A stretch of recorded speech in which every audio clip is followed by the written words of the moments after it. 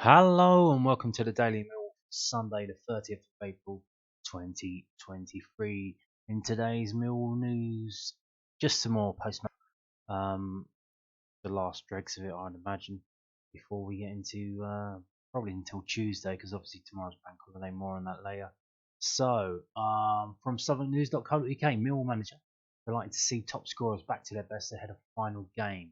The Lions have won just 2 games without a goal from Tom Bradshaw or Zion Fleming since the start of 2023. Mill manager Gary Rowett admitted it was important to have Tom Bradshaw and Zion Fleming back on the score sheet at such a crucial point in the season. The duo both found the back of the net in Friday's 3-2 win away at Blackpool, Bradshaw scoring in each half before Fleming won the match with a penalty in the 75th minute. It means that they have scored 17 and 15 goals respectively, accounting for almost 60% of the Lions' output throughout the season. When they have struggled in front of goal, Millwall have often failed to win. For their victory at Bloomfield Road, Rowett's men have won just one of their last 7 games, with Fleming scoring both goals in the 2-0 win at home to Preston North End.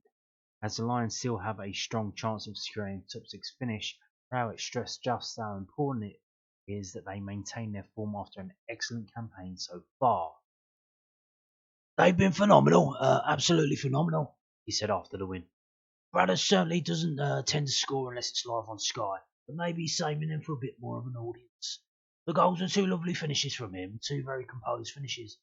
I think we've seen it previously where he's gotten into those areas and tried to force goals. What he saw today was a very, very composed Tom Bradshaw. Zion obviously isn't our regular penalty taker with Vogie off the pitch. He stepped up and showed a bit of quality and composure. He's a big player for us. Let's hope that it continues for at least one more game. For Bradshaw, the Sky Sports cameras proved to be a lucky charm once again, having scored 9 of his 17 goals this season in televised games.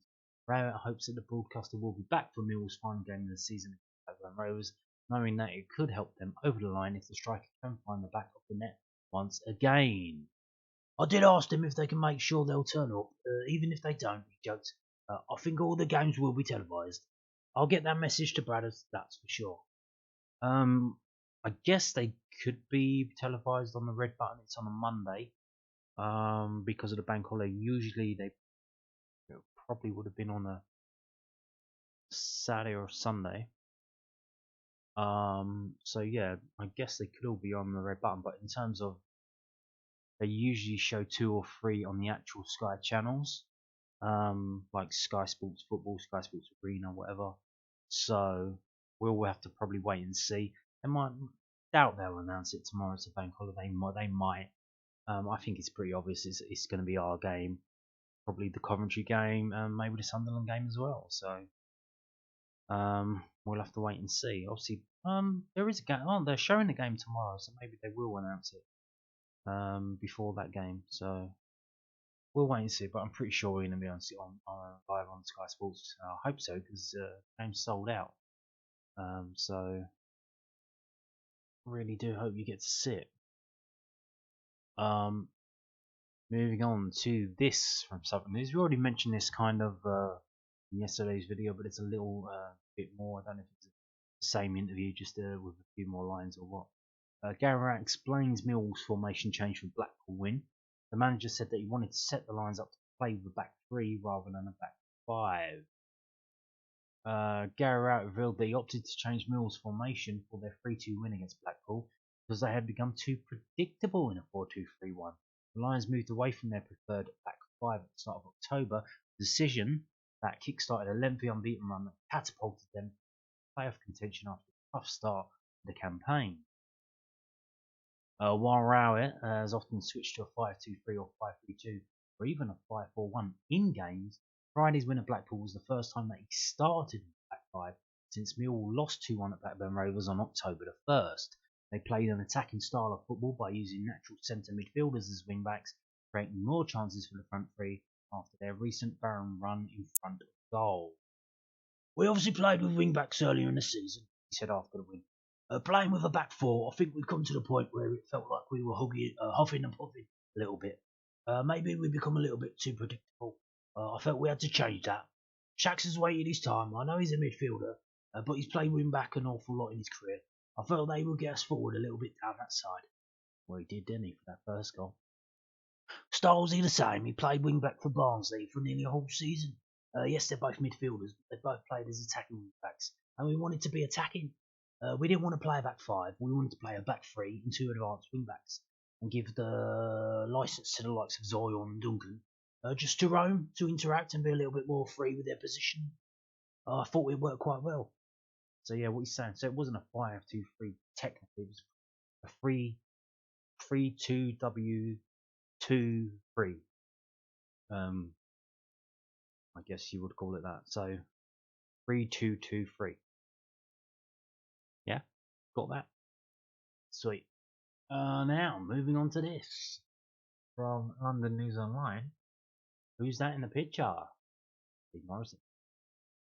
It will be a cracking atmosphere. Steve Morison says Millwall-Blackburn is a must watch.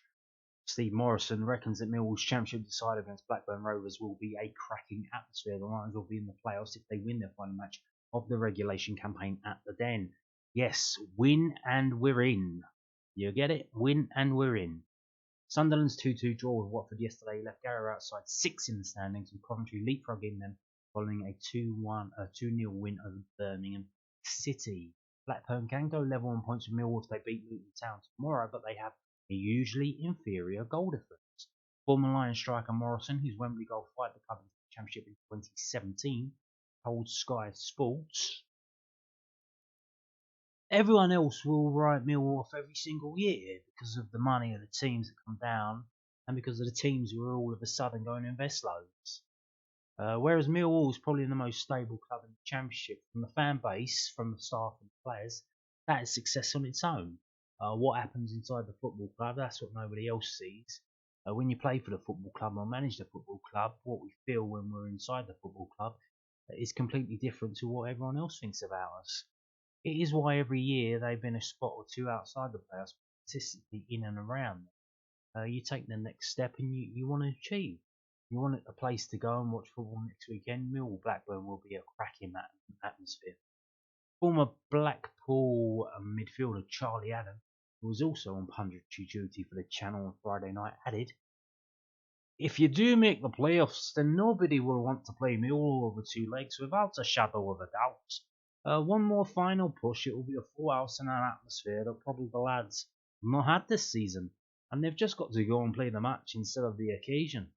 They've given themselves a chance, that's all you can ask." So there you go. I think they just took those quotes from obviously the TV program of Sky Sports of a football game of the Blackpool. Exactly, like it's 2 days after the game. We've got not a lot. What are you going to write about? Okay, let's go back and see what Steve Morison, Charlie Adams said, and write that up. I don't blame. I don't. It's fine. It's fine.